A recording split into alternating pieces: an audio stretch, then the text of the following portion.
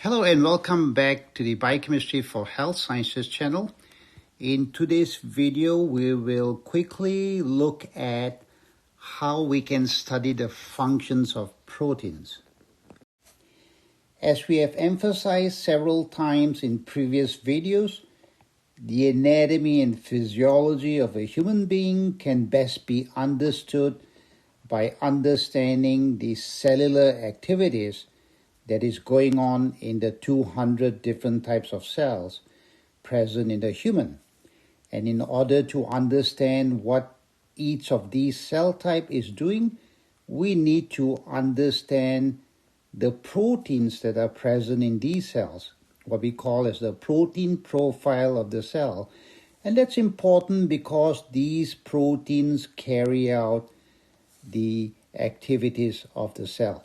So if we can understand proteins, we can understand cells, and if we can understand cells, we can understand anatomy and physiology in health, and then we can understand anatomy and physiology under disease conditions.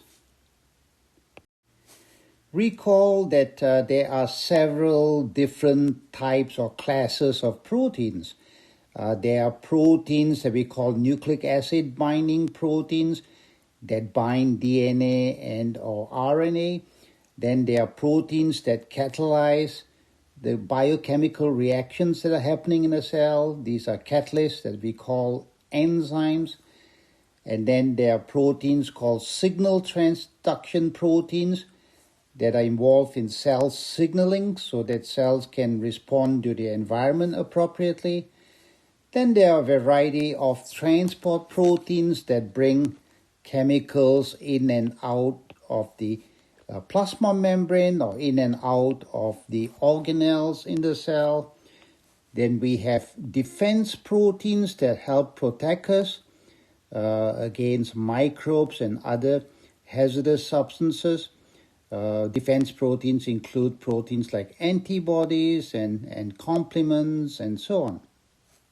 And then we have a variety of structural proteins that are involved in providing structure to cells as well as tissues.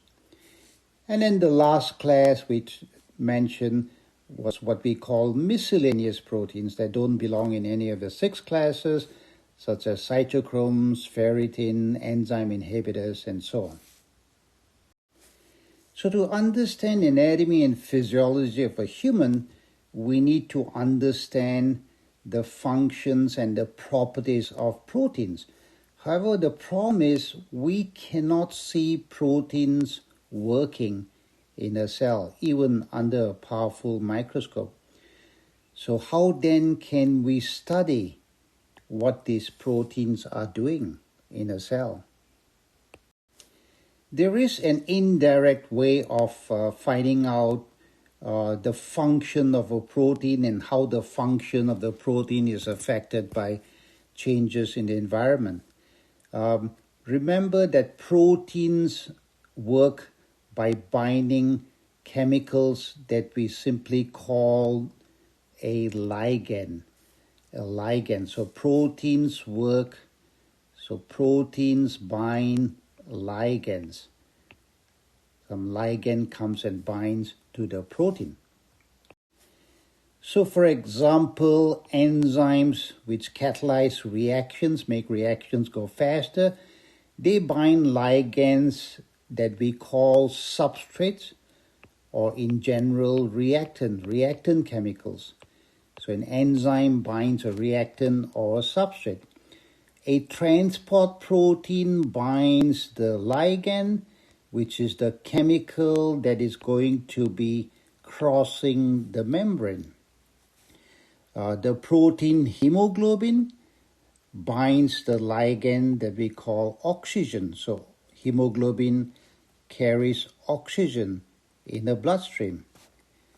Antibodies bind and attach to ligands that we call antigens. So antigens are the ligands to antibodies, defense proteins. The protein called receptor proteins are involved in cell signaling, they bind the ligand called the signal. So in general, proteins bind chemicals that we call ligands. Therefore, studying ligand binding to a protein is a possible way to understand the function of the protein. So how is this ligand binding studied? So in general, we take various test tubes. In the test tube, we add a fixed amount of protein. The amount of protein added to each tube is fixed, and that's shown here as this blue dot. But what we do is we start increasing the concentration of ligand in the tubes. So there is very little or no ligand, and then more ligand in the next tube, and then even more and more and more ligand as we proceed from tube to tube. So keep the protein concentration fixed, but increase the concentration of ligand. And then we follow the protein function in each tube. If we can easily measure the protein function, we can do that. Or we can measure the amount of ligand bound to the protein in each of the tubes. And when we do that, we can get these kinds of curves, these kinds of data, where you can see on the y-axis, we plot the percent ligand bound or the protein function. And on the x-axis, we plot the concentration of ligand. And when we do these kinds of experiments, we get a lot of types of different data. So for example, there is an oxygen binding protein called myoglobin. This binds oxygen.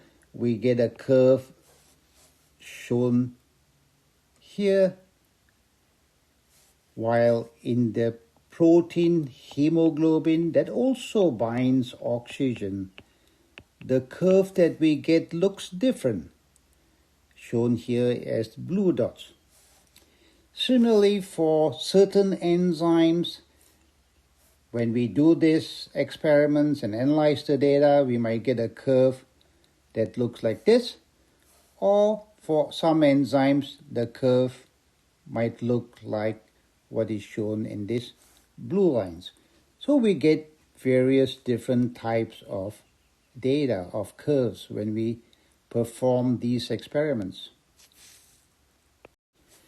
So in future videos, we shall look at a few examples of these kinds of data, curves that we get when we plot ligand concentration against protein function or amount of ligand bound to the protein.